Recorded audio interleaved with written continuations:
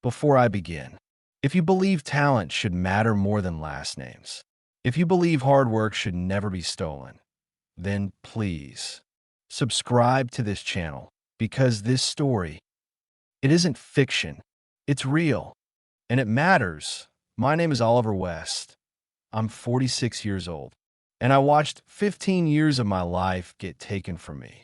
In under 5 minutes, the projector in the conference room was still humming. That low mechanical sound nobody ever notices until something goes wrong. That's when my security badge blinked. Green to red. I didn't panic. Not yet. I've been in that room 1,000 times before. Late nights, early mornings, crisis meetings where someone always said, "Only Oliver knows how to fix this." But this time, nobody was looking at me. Austin Brennan was standing at the head of the table, 28 years old. Perfect hair, designer suit that probably cost more than my first car. He didn't even glance in my direction. He just straightened his tie like he was about to order lunch and said, "Oliver will be transferring full ownership of Aegis Core to Brennan Dynamics. Effective immediately, no discussion, no warning, no explanation, just a sentence. Delivered like it was already done. Here's the thing about Aegis Core. It wasn't just software. It was quantum encryption technology, built algorithm by algorithm, line by line. Over 15 years, my 15 years, that system protected half of our defense contracts. Banking networks, financial infrastructure across continents, worth $1.8 billion in patents alone. And this kid, this MBA with a last name, was taking it like it belonged to him. Nobody said a word. Not the CFO sitting 2 chairs down. Not the legal team who helped me write the original contract back in 2009. Not even my own engineering leads.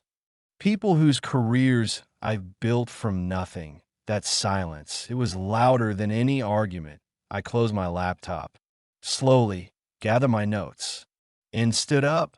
That's when Austin finally looked at me, probably expecting me to argue, or beg, or lose my temper. Instead, I just asked one question. "Austin, you sure you've read Clause 21.3? The room shifted.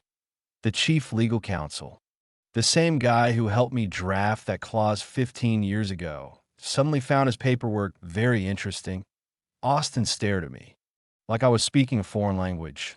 I nodded once, signed a termination papers they slid across the table, and walked out. But at the door, I stopped, turned back, and said, "Enjoy your moment. Sunrise isn't far away." I didn't understand. None of them did. Back in 2009, when I first joined Brennan Dynamics fresh out of MIT, the founder, William Garrison, and we were engineers, not executives, not politicians. And we wrote something into my contract, something specific, something protective. We called it the Mirror Vault Clause, and that is where everything really begins. The elevator ride to the 22nd floor felt longer than usual. Not because I was nervous, but because I already knew something they didn't. My badge still worked. That alone told me everything I needed to know. Austin was so eager to fire me, so eager to play CEO, that he forgot about access protocols. Amateur mistake number 1. The doors opened. My office looked exactly the same as it had that morning. Papers stacked neatly. 3 monitors still glowing with lines of code that supposedly didn't belong to me anymore. The white lab coat on my chair still had a coffee stain from last week's all-nighter. 15 years in this room. 15 years of skipped dinners. Missed weekends. Emergency calls that always started the same way. Only Oliver knows how to fix this. I stepped inside, closed the door behind me, and for the first time all day, I let myself feel it. Not anger, something colder. Resolve. On my desk sat a framed photo, standing next to William Garrison. Early days. Harsh fluorescent lights. Crooked ties. Big smiles. He looked proud. His handwriting at the bottom of the frame was still perfectly clear. Build it right. Protect it well. William understood something most executives never do. Innovation doesn't need speeches, it needs protection. Back when we wrote my contract in 2009, we weren't thinking about betrayal. We were thinking about reality, about what happens when engineers get replaced by suits, when merit gets buried under family names. So we build a safeguard, not a loophole, not a hack, a legal system embedded deep, the mirror vault clause, dual authentication, my signature, and federal patent registry confirmation. Without both, ownership reverts automatically to the original creator. That wasn't paranoia. That was experience I packed slowly, deliberately. Rushing would have felt like defeat. The patent certificate for Aegis Core sat in its silver frame. My name etched beneath the seal. I traced it with my finger. Not pride, proof. When I shut down my computer, the screen flickered one last time. A single line appeared, Clause 21.3 pre-verification. Pending, I smiled just a little that night. My apartment was quiet. City lights flickered outside like circuit boards. In the corner, my old server tower hummed softly, the one I never connected to Brennan's network. Best decision I ever made. I opened my terminal, ran a diagnostic. Encryption seed tied to my digital signature. Active, intact, alive. Somewhere inside that code was a sunrise trigger. A protocol designed for one thing only. Unauthorized ownership transfer. The countdown had already started around midnight. My phone buzzed. Unknown number. I answered Oliver. The voice was shaky. Legal. Someone from legal. They don't know. Do they? The clause. It's still active. It's counting down, I said, watching the timer pulse like a heartbeat. Jesus, they're planning a press conference tomorrow morning. Channel 7. Bloomberg.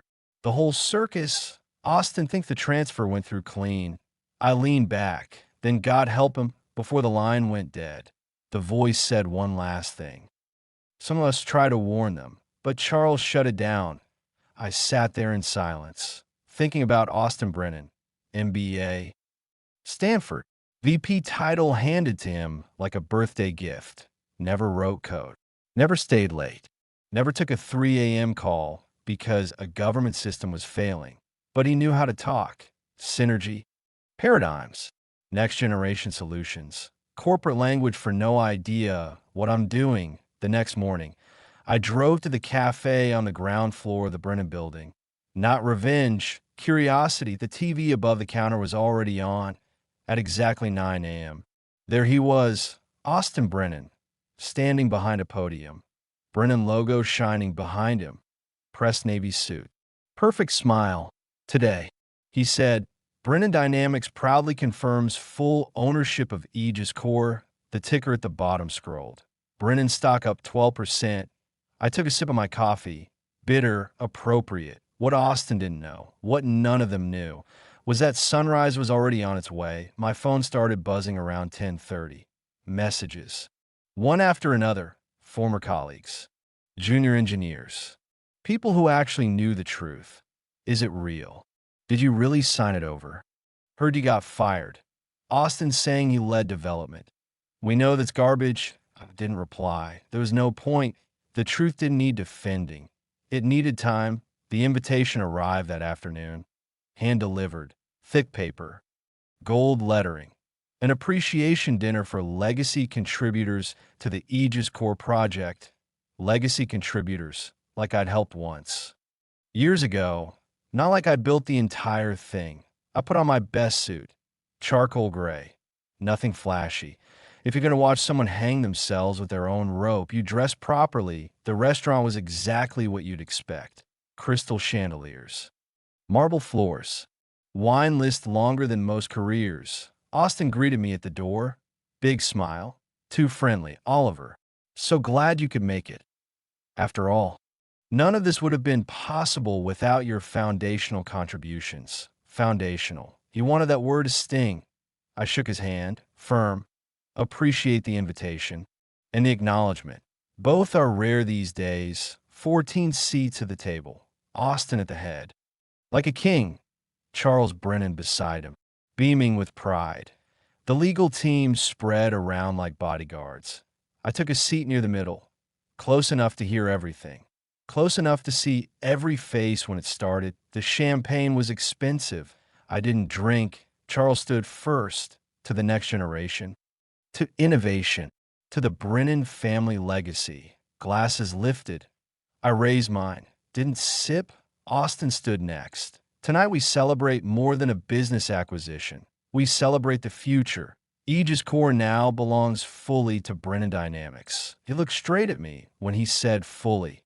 Integration can be tricky. I said casually, complex systems are sensitive to ownership transfers. You want to be sure all proper authorizations are in place before flipping the switch. A few chuckles. Austin's smile flickered. Our legal team assures me everything is documented. Good.